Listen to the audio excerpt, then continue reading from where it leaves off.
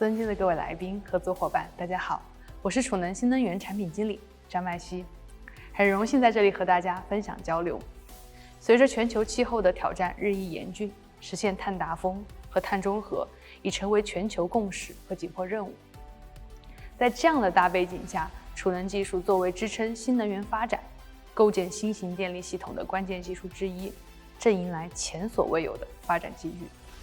它不仅关系到能源的高效利用，也是实现能源安全和可持续发展的重要保障。在接下来的分享当中，我将从储能的基本原理、市场现状、关键技术挑战以及在不同场景下的应用案例与各位进行分享。也希望通过今天的交流和学习，与大家一起助力实现双碳目标，共创绿色能源的未来。我们储能新能源是一家专注于电化学储能、新能源汽车动力电池及系统于一体的新能源创新科技公司，为我们用户提供全场景、多维度电池产品以及一流的解决方案，为全球新能源产业的发展贡献力量。围绕着储能、乘用车、商业三大板块进行了部署。今天主要和大家分享我们在储能领域的解决方案与应用。我们分别在孝感、武汉、宜昌设有3大基地，并在2023年实现了超110吉瓦时的产能。随着人口增长和经济的发展，我们人类对于能源的需求在不断的上升，与不可再生资源之间的矛盾也在不断的强化。降碳刻不容缓。习总书记在第75届联合国大会一般性辩论上发表重要讲话，指出二氧化碳排放力争于2030年前达到峰值，努力争取在2060年前实现碳中和。此外，欧盟计划在2050年前实现碳中和，美国提出了清洁电力计划等等。这些行动和共识都表明了全球范围内的国家和地区正在采取积极的行动去减少碳排放，应对气候变化，实现可持续发展。当然，我们需要一些策略和措施去平衡能源消耗与资源的可持续性。比如说，我们可以提高化石能源的一个利用率，像是通过匹配储能装置去完成能源消耗，进行削峰填谷。大家可以想象，我们一天当中的能源消耗就像一条起伏的山脉，那么我们高峰时段的消耗就像山峰，低谷时段就像是山谷。我们通过储能装置在低谷时将能源进行存储，同样在高峰时刻我们将能源进行释放，让这条山脉变得更加的平缓，去减少能源供应的压力，实现全生命周期最佳的运行效率。同样，我们还可以去提高可再生能源的占比，像我们熟知的可再生能源、风能、太阳能等等，这些能源都存在一定的间接性。一般来说，我们的光伏发电它集中在白天，而风能清晨和傍晚会多一些，所以说风能和太阳能都存在着一定的不确定性，所以我们需要去提高这些可再生能源的消费比例，通过储能去实现电网的自由调度，减少弃电弃光，以及减少对电网的冲击。当然，我们还可以去通过提高终端电能的合理分配，完善调度机制等等。以上这些措施和手段都说明了有效的整合和利用资源，才能够实现能源的高效、经济、环保运行。那么截止2023年底，新型储能累计装机量达到了91.3吉瓦，这其中锂离子电池的储能占比高达96.9%，这相当于18000个5兆瓦时集装箱产品，可以减少的二氧化碳排放量是达到了79.2吨，这个数字是相当之庞大的，这相当于4400万棵树一年能够吸收的二氧化碳量，对于全球的碳排放具有相当积极的影响。锂电池储能也成为了实现双碳目标的重要桥梁。而究竟锂离子电池储能是如何应用的呢？从整个电力系统的角度来看，可以分为以下3个部分，分别是我们的发电侧、电网侧和用户侧3大场景。发电侧的主要功能是在于减少弃电、调峰、平滑输出，而电网侧主要是在于调峰调频。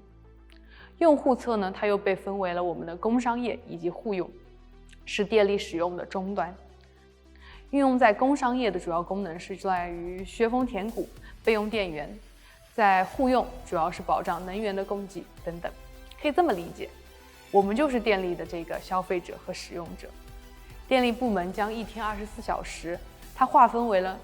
高峰、频段和低谷多个时间段，而这个不同的时间段的电价也是有所差异的。那么发电侧和电网侧的成本和收益也是通过电价的形式表现出来的，转化成用户成本。所以说我们电价的高低会去影响到用户的需求。给各位介绍了这么多我们储能装置，究竟储能系统长什么样呢？我们通过一个图片来了解一下。如图所示，以下是我们储能系统。大家可以想象，这是一个巨大的方形充电宝。以我们当前主流的5兆瓦时产品为例的话，这是一个长6米、宽2.48米、高2.89米的一个标准20式集装箱，能够存储的电量高达5000度电。它主要是由电池板块、电池管理系统、电气控制系统以及热管理、安全系统5大板块构成。电池是我们的核心板块，基础是电芯，主要负责存储和释放能量。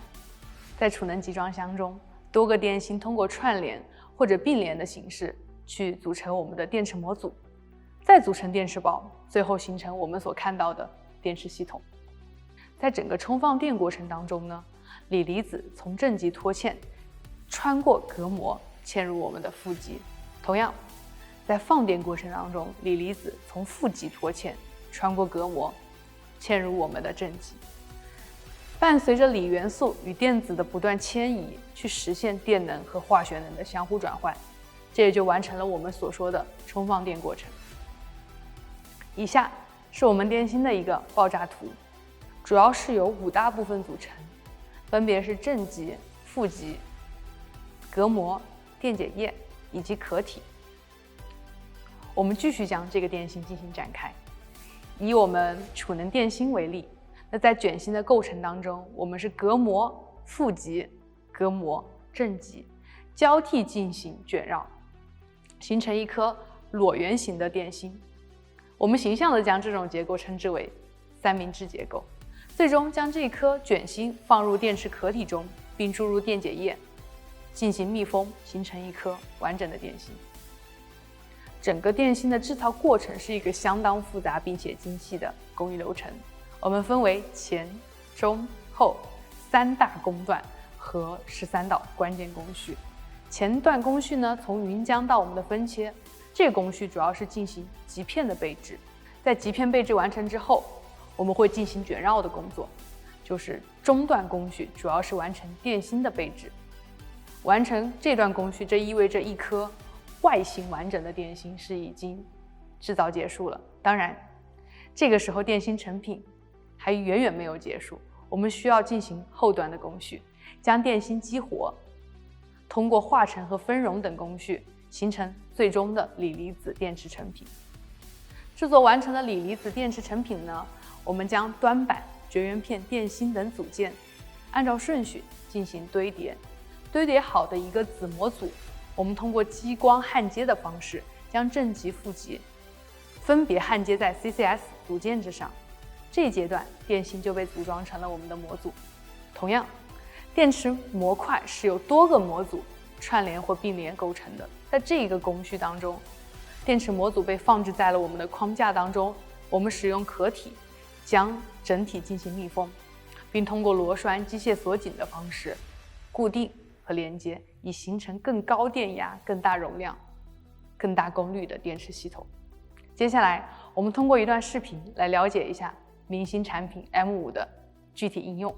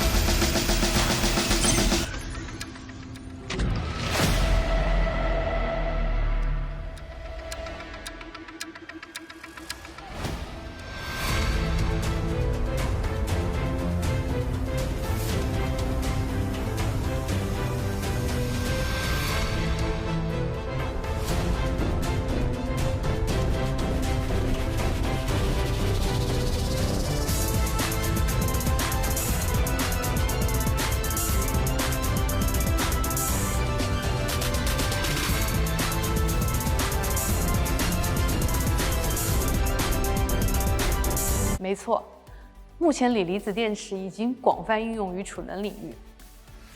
储能电站的电池众多且排布相当紧密，所以说单一的安全技术没有办法去抑制储能电池的火灾了。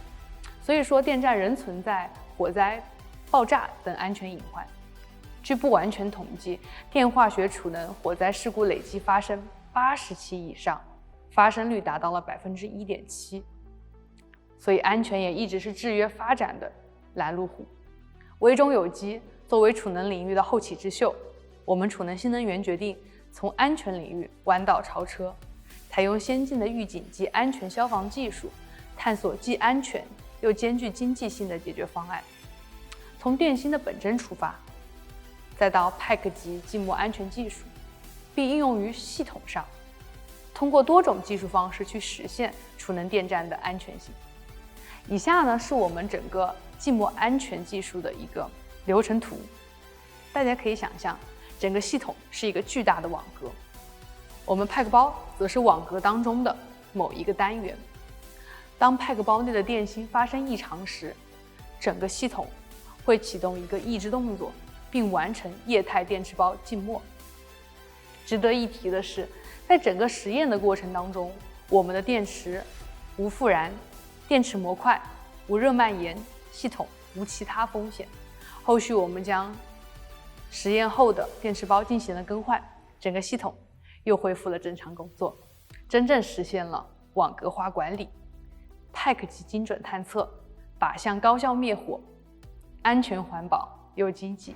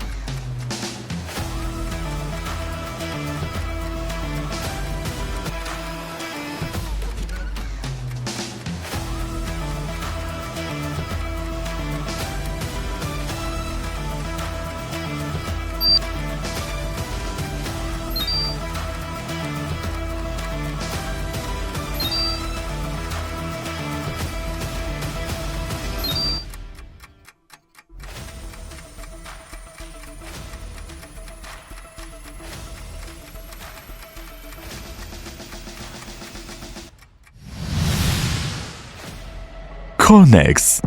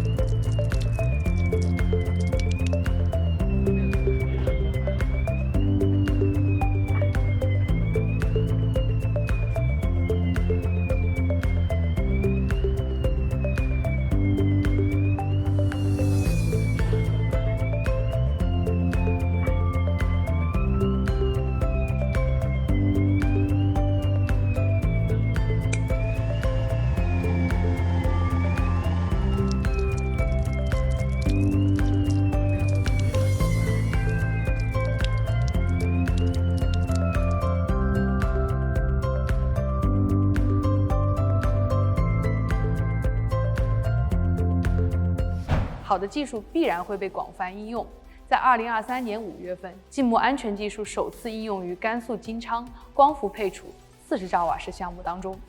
那么右图呢，是我们应用在用户侧的项目，合肥海尔工厂10兆瓦时项目。